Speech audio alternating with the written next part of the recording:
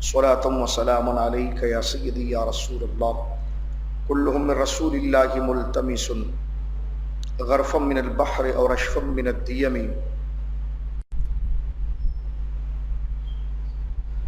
ثم الرضا نبی بکر وعن عمر وعن علی وعن عثمان ذی الکرم مولاي صل وسلم دائما سرمدا علی حبیبک خیر الخلق کلہم۔ اللہ کی حمد و ثنا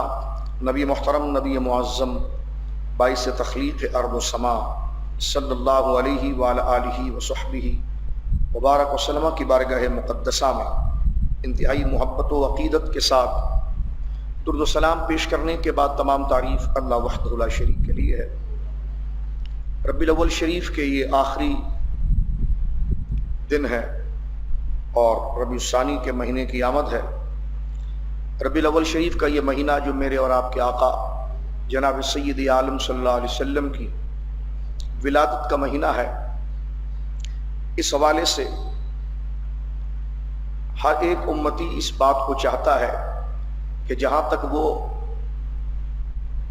اللہ رب العالمین کے اس عظیم احسان کا شکرانہ ادا کرے کہ اللہ رب العالمین نے اسے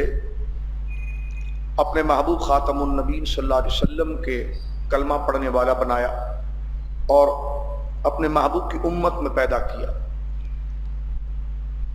اور اس امت میں پیدا کیا کہ جس کے دائرے میں آنے کی خواہش اور جستجو اللہ کی بارگاہ میں درخواست اولو العزم رسول کرتے رہے، حضرت موسیٰ کرتے رہے اور دیگر انبیاء کرام کرتے رہے، کیونکہ یہ امت جسے نسبت جناب رسول کریم صلی اللہ علیہ وسلم کے ساتھ ہے تو یہ نسبت مصطفیٰ کریم صلی اللہ علیہ وسلم کے حوالے سے قدرت کی نظر میں انتہائی قدر والی اور عزت والی جماعت ہے۔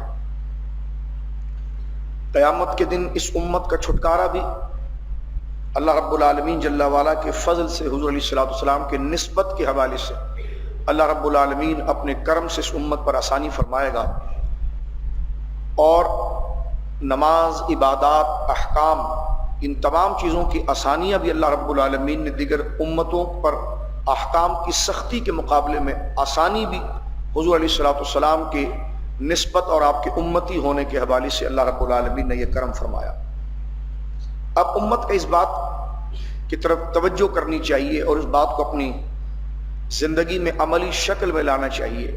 کہ نبی کریم علیہ السلام کی سیرت اور آپ کے اخلاق اور حضور علیہ السلام کا کردار ہم اپنے کردار میں، ہم اپنے عمل میں، ہم اپنے شب و روز کے ماحول کے اندر ہم اس کو لے کر آئیں۔ قرآن کریم نے اسی بات کو ذکر کیا تھا کہ رسول کریم صلی اللہ علیہ وسلم کی زندگی جو ہے وہ انسانیت کے لیے نمونہ حیات ہے، یعنی انسان اپنی زندگی کو گزارنے کے لیے، اپنے اندر اچھائی پیدا کرنے کے لیے اللہ اور بندوں کی نظر میں ایسے پاکیزہ اخلاق اختیار کرنے سے کہ جس میں اللہ بھی اس سے محبت کرے اور بندے بھی اس سے پیار کریں، تو یہ نبی کریم علیہ السلام کی زندگی کے اندر وہ تمام روشن پہلو اور روشن وہ درس موجود ہے کہ جس کو اپنا کر بندہ اللہ کا بھی محبوب ہو سکتا ہے اور اس اخلاق کو اپنا کر وہ لوگوں کی نظر میں بھی اپنا مقام پیدا کر سکتا ہے۔ اسی لیے ماہران تفسیر نے اور ماہران سیرت نے اس بات کو ذکر کیا کہ جب ہم اسلام کی تبلیغ کسی غیر مسلم کے سامنے کرتے ہیں یا اسلام کی دعوت ہم کسی غیر مسلم کو دیتے ہیں تو ہمارے پاس دو چیزیں ایسی ہوتی ہیں جو اسلام کا اصل تعارف ہے، کہ جس کے ذریعے اسلام کا تعارف کے طور پر اس کو بیان کیا جاتا ہے۔ ایک ہے قرآن مجید اور دوسری ہے نبی کریم علیہ السلام کے اخلاق۔ یہ شریعت، یہ اللہ کے دین کی سب سے بڑی دلیل ہے۔ ایک تو قرآن مجید کا وجود اللہ رب العالمین جل وعلا کے دین کی بہت بڑی حقانیت ہے، اور ایک آقا علیہ السلام کے اخلاق، یعنی نہ ایسا کلام کبھی پڑھا گیا، نہ سنا گیا، اور نہ ایسے اخلاق کبھی کسی فرد بشر کے اندر دیکھے گئے جو اللہ رب العالمین جل وعلا نے اپنے محبوب کی تربیت فرما کر آپ کو خلق عظیم عطا فرمایا ہے۔ میں نے اپنے خطبے کے اندر بڑی مشہور سورت القلم کی تقریباً 6 آیات آپ کے سامنے پڑھنے کا شرف حاصل کیا ہے، جس میں اللہ رب العالمین جل وعلا نے نبی کریم علیہ الصلوۃ والسلام کی قدر اور شان اور آپ کی عظمت، اور آپ کو اللہ رب العالمین نے کن اچھائیوں کے ساتھ اور کیسی کیسی بھلائیوں کے ساتھ اللہ نے آپ کو سرفراز فرمایا ہے، یہ اس سورہ مبارکہ کے اندر ذکر کیا گیا تھا۔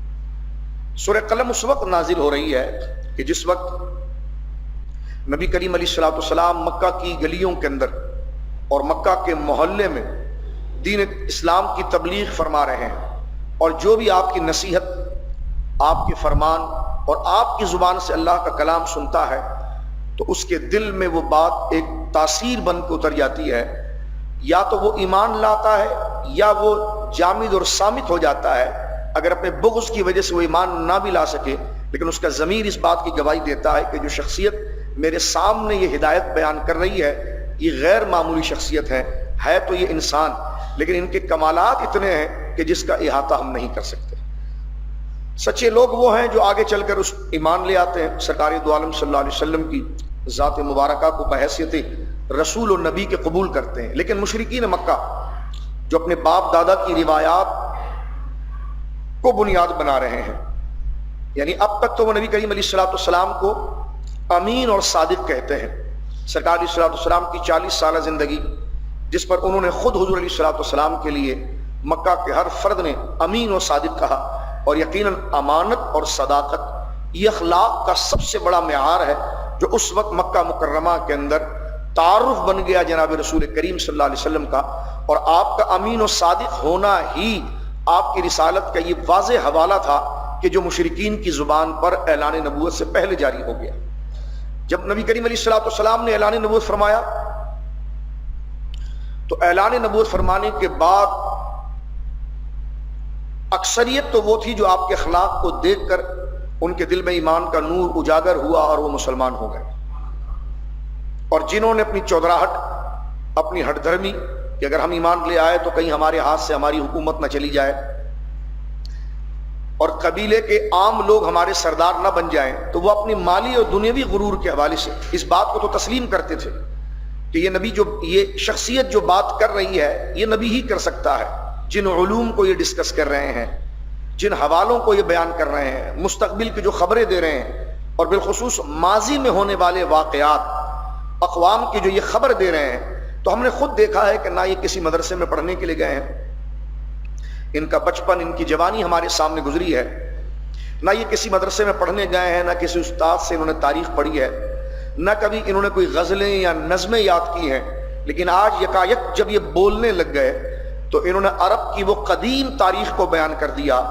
کہ جو واقعہ ہوا ہی ایسا تھا۔ لوگ اس بات پر بھی حیران تھے کہ یہ تو اس مقام پر گئے نہیں، نہ کبھی انہوں نے 40 سال سے پہلے ان باتوں کا ذکر کیا یا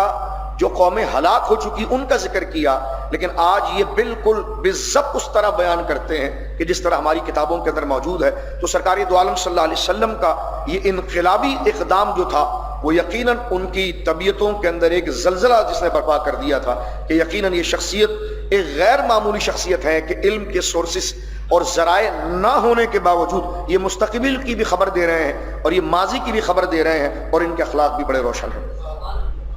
یہ وہ تمام چیزیں تھیں جو نبی کریم علیہ الصلوۃ والسلام کی رسالت پر دلیل بنی، سرکار کے اخلاق کے ساتھ آپ کا علم۔ لیکن کچھ لوگ مکہ مکرمہ میں اس مزاج کے تھے کہ جو کچھ مالدار تھے اور جائیدادوں کے مالک تھے، ان کو یہ تھا کہ کہیں ایسا نہ ہو کہ ہم اگر کلمہ پڑھ لیں تو یہ ہمارا جو سارا سلسلہ ہے، جو ہماری وقتی آؤ بھگت ہے، تو یہ ہمارے ہاتھ سے نہ نکل جائے، اور انہوں نے اپنے لیے خود غلط فیصلہ کیا، جبکہ اسلام کسی کی عزت، کسی کی توقیر کو پامال نہیں کرتا، بلکہ جب بندہ اللہ رب العالمین کے نور اور عرفان کو قبول کر لیتا ہے تو اللہ اس کی دی ہوئی عزت کے اندر اور اضافہ فرما دیتا ہے۔ جیسا نبی پاک صلی اللہ علیہ وسلم کی حدیث مبارکہ ہے کہ الناس معادن، کہ لوگ جو ہیں وہ مائنز کی طرح ہیں، کمعادن الذهب والفضہ، جیسے چاندی کی مائنز ہوتی ہیں، کانیں ہوتی ہیں، سونے کی کانیں ہوتی ہیں، تو رسول کریم نے فرمایا اسی طرح لوگوں کے مزاج بھی الگ الگ ہوتے ہیں، جس طرح کہ سونے کی کان سے سونا ہی نکلے گا، چاندی کی کان سے چاندی نکلے گی، تو انسان کی اپنی خصلت ہوتی ہے، اور اس اپنے خصلت کے اعتبار سے انسان جو ہے وہ اپنا رویہ کرتا ہے۔ لیکن حضور علیہ الصلوۃ والسلام نے فرمایا خیارہم فی الجاہلیت خیارہم فی الاسلام، اگر کوئی زمانے جاہلیت میں ایک اعلیٰ خاندان میں پیدا ہوا تھا،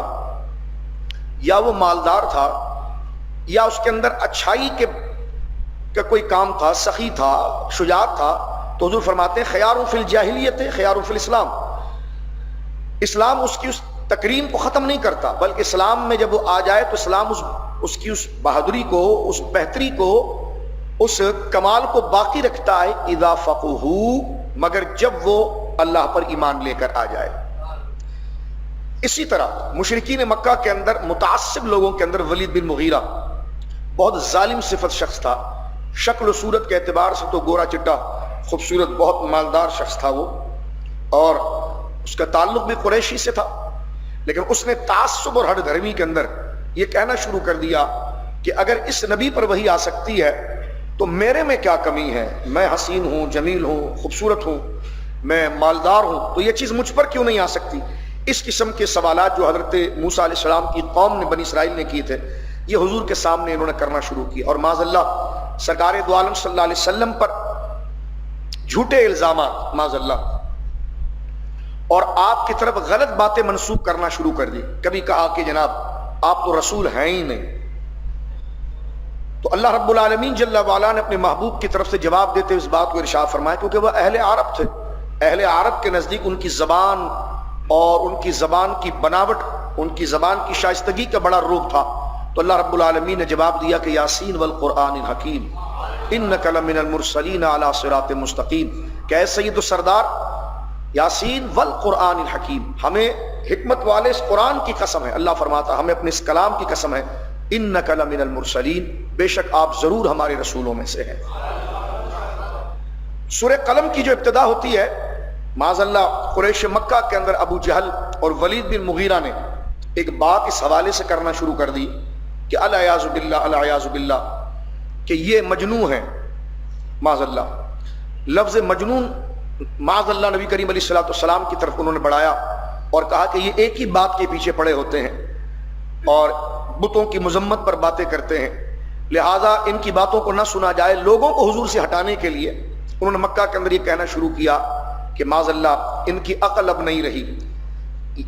یا معاذ اللہ یہ جنون ان کو پکڑ چکا ہے. تو اللہ رب العالمین جل وعلا نے سورہ قلم کی ابتدائی 6 آیتوں کے اندر اس بات کو بیان کیا کہ جو مجنون ہوتا ہے اسے تو بات کرنے کا طریقہ بھی نہیں آتا. جو مجنون ہوتا ہے تو اسے تو اس کی تو وضاحت قدا بھی نہیں ہوتی. اور ہمارے نبی مکرم صلی اللہ علیہ وسلم کیسے مجنون ہو سکتے ہیں؟ کیونکہ جب تک انہوں نے اعلان رسالت نہیں کیا تھا تو تم اپنے مکہ میں سب سے بڑا امین ان کو کہتے تھے اور صادق ان کو کہتے تھے. تو مجنون کیسے امین ہو سکتا ہے؟ مجنون کیسے صادق ہو سکتا ہے؟ اور جس میں جنون ہو اور پاگل پن ہو وہ تو عقل سے خالی ہوگا. جو عقل سے خالی ہوگا اس میں اخلاق کیا ہوگا، اس کو بیٹھنا کیا آئے گا، کھانا کیا آئے گا، پینا کیا آئے گا. لیکن یہ شخصیت جو تمہارے سامنے اللہ کا دین بیان کر رہی ہے، ان کا خود کردار اس بات کو ظاہر کرتا ہے کہ ایسے اعلیٰ اخلاق تو انسانیت میں کسی کے سامنے نہیں آئے اور نہ کسی سے اجاگر ہوئے. یہ تمہارا الزام کا جواب صرف ہمارے نبی پاک صلی اللہ علیہ وسلم کی سیرت موجود ہے. اب قرآن اس کو جواب دیکھیں کس طرح دیتا ہے. ایک تو حضور علیہ الصلوۃ والسلام کی عملی زندگی، فرمایا نون والقلم وما یسطرون، نون والقلم وما یسطرون، قلم کی قسم ہے اور وما یسطرون، جو فرشتے لکھ رہے ہیں ہماری جانب سے، اے محبوب اس تقدیر کی قسم ہے. قلم کی قسم ہے، وما یسطرون، اور جو اس نے لکھا اس کی قسم ہے. ما انت بنعمت ربک بمجنون، کہ اے رسول مکرم صلی اللہ علیہ وسلم آپ اپنے رب کے فضل سے مجنون نہیں ہے. ما انت بنعمت ربک بمجنون، اور یہ کیسے ہو سکتا ہے کہ آپ مجنون ہوں؟ آگے اللہ پھر اس کا تیسری آیت میں اللہ ارشاد فرماتا ہے وَإِنَّ لَكَ لَأَجْرًا غَيْرَ مَمْنُونَ، آپ تو ایسی برگزیدہ ذات ہیں کہ اللہ رب العالمین کی جانب سے آپ کو جو ثواب اور اجر ملتا ہے، وَإِنَّ لَكَ لَأَجْرًا غَيْرَ مَمْنُونَ، وہ تو اس قدر ہے کہ جو شمار نہیں ہو سکتا. یعنی آپ کے کمالات اور جو آپ اللہ کے دین اور اللہ کے بندوں کے لیے جو خیرخواہی کا کام کرتے ہیں، اس پر اللہ رب العالمین جس سنجیدگی کے ساتھ کرتے ہیں، جس سچائی کے ساتھ کرتے ہیں، جس شفقت و محبت کے ساتھ کرتے ہیں، تو اللہ رب العالمین کی جناب سے آپ محبوب اتنا اجر پاتے ہیں کہ وَإِنَّ لَكَ لَأَجْرًا غَيْرَ مَمْنُونَ، کہ بے شک آپ کے لیے آپ کے رب کی جانب سے بے حد و بے حساب عزت اور اجر ہے. اور یہ کیوں ہے؟ وَإِنَّكَ لَعَلَىٰ خُلُقٍ عَظِيمٍ، اس لیے کہ بے شک آپ خلق عظیم پر فائز ہیں. یعنی اللہ رب العالمین جل وعلا نے آپ کی عظمت و شان کو بیان کرتے ہوئے اس بات کو ذکر کر دیا کہ محبوب آپ اللہ کی نعمت، اللہ رب العالمین کے فضل سے آپ مجنون نہیں ہیں. اللہ رب العالمین نے تو آپ کو ایسا با کمال بنایا کہ مجنون کو تو کیا چیز ہو رہی ہے کیا نہیں ہو رہی ہے اس سے تو کسی چیز کی پرواہ نہیں ہوتی. اور حبیب آپ وہ ہیں جن کو اللہ رب العالمین اتنا اجر عطا فرماتا ہے کہ جو لامحدود ہے، اور آپ کے نامہ اعمال میں اور آپ کی ذات مبارکہ پر اور آپ کو ملنے والے اجر میں حبیب وہ اجر اور وہ نیکیوں کی کثرت اس لیے اتنی زیادہ ہم نے کی ہے، اس کی وجہ یہ ہے کہ آپ خلق عظیم پر ہیں. آپ کا اخلاق سب سے عالی ہے، اس لیے آپ کے لیے اجر سب سے زیادہ ہے. آگے اللہ فرماتا فَسَتُبْصِرُوا وَيُبْصِرُونَ، حبیب آپ ٹھہر جائیے اور دیکھتے رہیے. وہ بھی دیکھ رہے ہیں اور آپ بھی دیکھ رہے ہیں، وہ بھی دیکھیں گے اور آپ بھی دیکھیں گے. بِأَيِّكُمُ الْمَفْتُونَ، زمانہ بتا دے گا کہ پاگل کون تھا. یہ اللہ رب العالمین جل وعلا نے ان 6 آیتوں کے اندر نبی کریم علیہ السلام کی عظمت و شان کو بیان کیا اور سرکار دو عالم صلی اللہ علیہ وسلم کی ذات کی برگزیدگی اور ذات کی فضیلت کو جو اللہ رب العالمین نے معیار بنایا ہے وہ حضور کا حسن اخلاق ہے. انسان کی تخلیق 2 اعتبار سے ہے. ایک ہمارا ظاہر ہے جس کو خلق کہا جاتا ہے، توجہ میں رکھیے گا. ایک اس کو خلق کہا جاتا ہے. اور خلق کا معنی انسان کی طبیعت کے اندر ایسا پاکیزہ ملکہ یا ایسی کیفیت یا ایسی ایک اس کے اندر جذبہ جو اس کے لیے نیکی کے کاموں کو آسان کر دے، اس جذبے کو خلق کہا جاتا ہے. عموماً ہم اخلاق کا جملہ کہتے ہیں، اخلاق جو ہے وہ خلق کی جمع ہے. اور یہاں پر نبی کریم علیہ السلام کی شان جو اللہ نے بیان کی ہے اور آپ کے لیے کہا ہے کہ آپ کے لیے اللہ کی جانب سے بے حد و بے قیاس اللہ رب العالمین نے آپ کے لیے اجر رکھا ہے. تو یہ اتنا زیادہ اجر آپ کو ملتا کیوں ہے؟ اور جو آج تک کسی کو نہیں ملا، غیر ممنون، یعنی اتنا اجر آپ کو اللہ دیتا ہے جو حد شمار سے زیادہ ہے. تو آپ کو اجر ملنے کی وجہ یہ ہے کہ آپ خلق عظیم پر ہیں، آپ کا اخلاق اعلیٰ ہے. تو آپ کا جتنا اخلاق اعلیٰ ہے تو آپ کو اجر بھی اللہ رب العالمین اس قدر عطا فرماتا ہے. اب چند باتیں اس حوالے سے سمجھ کر پھر اس میں ایک خاص بات ذکر کی جائے گی. جس طرح کہ میں نے ابھی آپ کے سامنے خلق کا معنی بیان کیا. عموماً ہم کہتے ہیں باخلاق رہیے، سنجیدہ رہیے، مینرز کہہ دیتے ہیں انگریزی میں، آپ ایٹیٹیوڈ کہہ دیتے ہیں، اخلاق کہہ دیتے ہیں. یہ چیزیں تکلف اور بناوٹ نہیں ہوتی، یہ انسان کی طبیعت کے اندر. مثلا اگر آپ تشریف لائے اور میرا دل نہیں چاہ رہا کہ میں آپ کا استقبال کروں، لیکن لوگوں کو دکھانے کے لیے اگر ہم آگے پیچھے ہوں اور لوگ دیکھیں کہ جناب یہ تو بڑے اکرام اور اخلاق کے ساتھ پیش آ رہے ہیں، تو اس کو اخلاق نہیں، اس کو تکلف کہتے ہیں، اس کو بناوٹ کہتے ہیں. بناوٹ اور اخلاق میں فرق ہے. بظاہر اچھا کام کرنا، کسی غریب کو کھانا کھلا دینا، مہمان کے ساتھ اچھے رویے میں پیش آنا، کسی کے ساتھ خیر خواہی کرنا. اب یہ جو کام کیا جا رہا ہے یہ اخلاق ہو بھی سکتا ہے اور اخلاق نہیں بھی ہو سکتا ہے. وہ کیسے؟ اس کا تعلق ہمارے باطن سے. اگر ہم وہ صرف دل نہیں چاہ رہا پھر بھی اگر وہ ہم اچھا کام کر رہے ہیں لوگوں کو دکھانے کے لیے، اب کام تو اچھا ہو گیا کہ غریبوں کو کھانا کھلا رہے ہیں یا مہمانوں کا استقبال کر رہے ہیں یا کسی مسلمان کے ساتھ عزت و توقیر کے ساتھ پیش آ رہے ہیں، لیکن طبیعت ہماری نہیں چاہ رہی، صرف ہم اپنے آپ کو ظاہر میں مجبور کر کے یہ سب کچھ کر رہے ہیں، تو اس کو رسم اور اس کو تکلف کہا جاتا ہے. اب اخلاق کس کو کہتے ہیں؟ اخلاق میں بھی کام یہی ہوگا، لیکن مطلب یہ ہے کہ اس کام کرنے کے لیے طبیعت خود تیار ہوتی ہے اور خود بیدار ہوتی ہے. تو جس میں ایسا نیکی کا کام کہ جس کے لیے طبیعت خود بیدار ہو اور وہ جذبہ طبیعت کے اندر خود پیدا ہو، تو اس کو خلق کہا جاتا ہے. اور یہ آسان طریقہ نہیں، یہ بزرگوں کی صحبت میں بیٹھ کر اچھائی اور اخلاق پر ملنے والے اجر جو بشارت ہے اس کو ذہن میں رکھ کر، بد اخلاقی کی جو مذمت ہے اس کو اپنے سامنے رکھ کر اپنی طبیعتوں کو اس طرف راغب کرنا اور اندر سے اپنے آپ کو اس طرف مائل کرنا کہ اچھے انسان کی عادت یہ ہے جو دل سے یہ کام کرتا ہے. اچھے آدمی کی نشانی ہے اللہ کی بارگاہ میں مقبول وہ ہے جو سچ بولے لیکن اس جذبے سے بولے کہ اندر سے اس کا ضمیر کہے کہ سچ اچھی چیز ہے اور جھوٹ کو وہ چھوڑے تو اندر سے اس کے اندر وہ جذبہ پایا جائے کہ جھوٹ بری چیز ہے. وہ غریبوں کے ساتھ سخاوت کرتا ہے تو اندر سے اس کا وہ جذبہ ہو کہ یہ کام کرنا میرے رب کو پسند ہے اور یہ اخلاق اور مومن کے لیے یہ اچھا کام ہے، اور بخیلی کنجوسی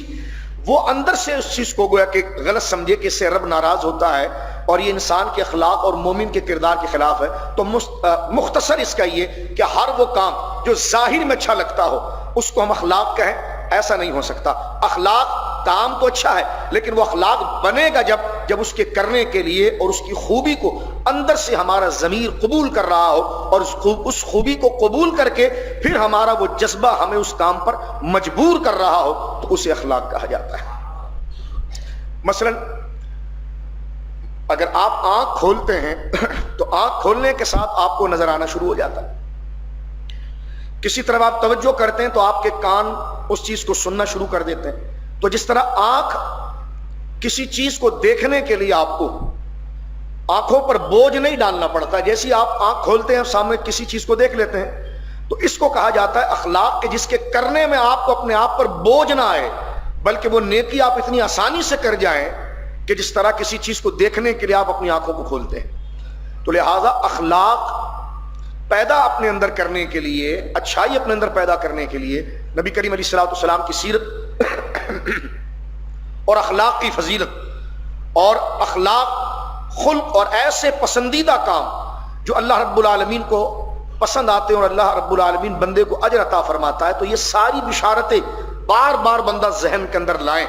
اور برے اخلاق کی جو مذمت ہے اور جو خرابی اور برائی ہے بار بار وہ اس پر غور و فکر کرے، تاکہ زبان کے ساتھ ساتھ دل بھی مکمل طور پر اس بات کو قبول کر جائے کہ یہ کام اگر میں کر رہا ہوں تو جہاں ہاتھ پاؤں اور ہمارے بدن سے وہ کام جاری ہو رہا ہے تو اس کے لیے ہماری تربیت کے اعتبار سے اس اچھائی کو ہمارا ضمیر بھی قبول کر رہا ہو۔ اب اخلاق کو اگر ہم مختصراً سمجھ چکے ہوں تو آگے چلتے ہیں۔ دیکھیے، ہم کسی چیز کو اچھا جب سمجھ سکتے ہیں اور اخلاق جب جان سکتے ہیں کہ جب ہمیں اس چیز کا علم ہو کہ ہاں یہ چیز اچھی ہے اور یہ چیز بری ہے۔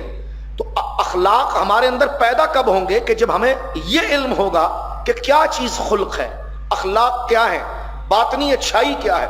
اور باطنی برائی کیا ہے۔ تو انسان کو با اخلاق بننے کے لیے سب سے پہلے اس بات کا علم ہونا چاہیے کہ اچھا معیار کیا ہے، اچھے مینرز کیا ہیں، اچھے اخلاق کیا ہیں، اور اس کے بعد پھر بندہ اس کو عملی جامہ پہنائے، تاکہ یہ دونوں چیزیں کہ ایک تو جب اس کو اچھائی پتہ ہوگی تب وہ اچھائی پر عمل کرے گا، اچھائی پتہ ہو اور اس درجے میں جا کر پتہ ہو جائے کہ وہ اپنی طبیعت کے اعتبار سے اس اچھائی کو انجام دے۔ اس لیے کہا جاتا ہے کہ اخلاق دو چیزوں سے جڑتے ہیں، ایک علم سے اور ایک عمل سے۔ اب اس بات کو سننے کے بعد جو قرآن کریم نے رسول کریم صلی اللہ علیہ وسلم کے اخلاق کو سب سے عظیم اخلاق قرار دیا، اس کی وجہ یہ ہے کہ اللہ رب العالمین نے آپ کو ہر شے کا علم بھی سب سے زیادہ عطا فرمایا اور اس پر عمل کی توفیق بھی زیادہ عطا فرمایا۔ سرکار دو عالم صلی اللہ علیہ وسلم کے اخلاق کیوں بلند ہیں؟ اس لیے بلند ہے کہ سرکار علیہ السلام ہر اچھائی کو جانتے ہیں۔ آپ جتنی اچھائی کو جانیں گے تب اس کو اپنائیں گے۔ ایک اچھائی کو جب آپ جانتے ہی نہیں ہیں تو اس کو اپنائیں گے کیسے؟ تو انسان کو با اخلاق ہونے کے لیے اچھائی کو جاننا ضروری ہے۔ اچھائی کو جانیں گے اور پھر جو اس میں کمال ہے، اس میں جو حسن ہے، اس میں جو خوبی ہے اور اس سے جو رب راضی ہوتا ہے، اس سے جو بندے کو عزت ملتی ہے، تو جب آپ اس چیز کو جانیں گے اور جانیں گے اس کی خوبی کے ساتھ تو پھر آپ اس پر عمل کرنے لگ جائیں گے۔ تو اخلاق اس وقت ہمارے اندر آ سکتے ہیں، ہم نیک اس وقت ہو سکتے ہیں کہ جب ہم نیکی کے کام کو جانیں اور جان کر اس پر عمل کریں۔ تو رسول کریم صلی اللہ علیہ وسلم کو جو ساری خدائی میں اللہ رب العالمین نے ارشاد فرمایا کہ وَإِنَّكَ لَعَلَىٰ خُلُقٍ عَظِيمٍ، کہ بے شک حبیب آپ سارے یعنی خلق عظیم کے اوپر فائز ہیں، یعنی آپ کا جو خلق ہے، آپ کی جو طبیعت ہے وہ عظیم ہے اور آپ خلق عظیم پر فائز ہیں۔ اس کی وجہ یہ ہے کہ اللہ رب العالمین جل وعلا نے آپ کو سارے انسانوں سے زیادہ با اخلاق بنایا۔ اس کا مطلب یہ ہے کہ اللہ رب العالمین نے آپ کو سارے انسانوں سے زیادہ علم عطا فرمایا، کیونکہ جتنا علم ہوگا اس شے کے بارے میں اتنا اس کے اوپر بندہ عمل کرے گا۔ تو قرآن کریم فرقان، اس لیے امت یہ کہتی ہے کہ نہ رسول اللہ صلی اللہ علیہ وسلم جیسا عمل کسی کے پاس ہے اور نہ حضور علیہ الصلوۃ والسلام کی طرح علم کسی کے پاس۔ اللہ رب العالمین جل وعلا نے جب علم نبی پاک کو عطا فرمایا تو سورۃ النساء آیت نمبر 113 میں اللہ ارشاد فرماتا ہے وَعَلَّمَكَ مَا لَمْ تَكُنْ تَعْلَمْ، اے حبیب علمک، ہم نے آپ کو تعلیم دی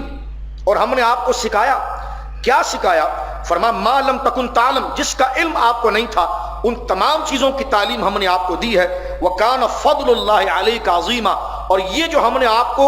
جو آپ جانتے نہیں تھے وہ تمام چیزیں سکھائی نا, تو یہ اتنا بڑا انعام آپ پر ہے کہ وَكَانَ فَضْلُ اللَّهِ عَلَيْكَ عَظِيمًا, کہ یہ آپ کے رب کا فضل, یہ آپ کے رب کا آپ پر بہت عظیم فضل ہے کہ اللہ رب العالمین نے خود آپ کو تعلیم دی ہے. جہاں رسول اللہ صلی اللہ علیہ وسلم کی علم کی بات آئی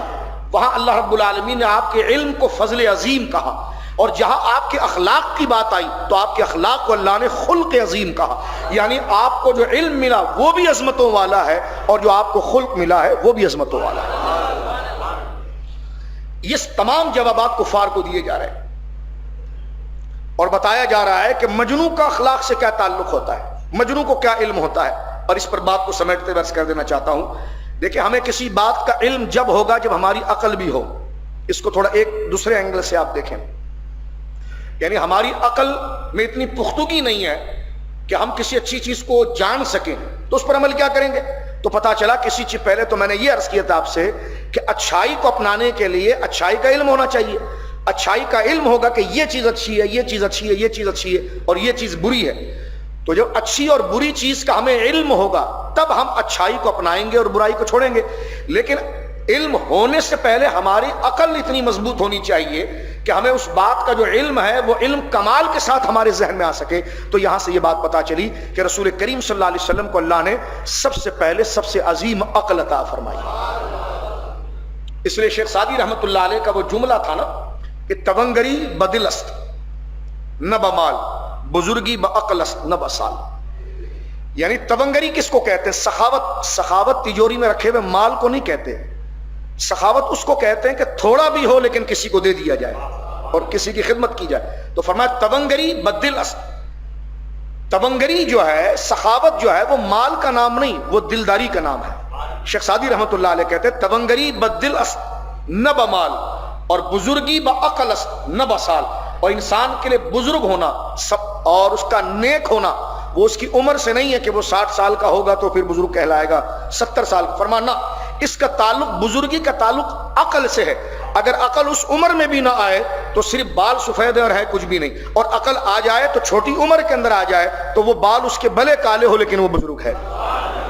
تو مین چیز ہے عقل, کیونکہ عقل وہ چیز ہے نا جو آپ کو بتائے گی کہ کیا اچھا ہے اور کیا برا ہے. اور یہی بات یہاں پر میں ذکر کر رہا تھا کہ کیا اچھا ہے کیا برا ہے اس کا علم ہونا اور پھر عمل. لیکن کیا اچھا ہے اور کیا برا ہے, عقل اتنی سلامت والی بھی تو ہو کہ اس کو سمجھے کہ کیا اچھا ہے اور کیا برا ہے. لہٰذا رسول کریم صلی اللہ علیہ وسلم کا علم ساری خدائی میں اس لیے سب سے زیادہ ہے کہ اللہ رب العالمین نے سب سے بڑی عقل آپ کو عطا فرمائی اور سب سے ذہین آپ کو بنایا ہے. اور یہ حضور علیہ السلام کی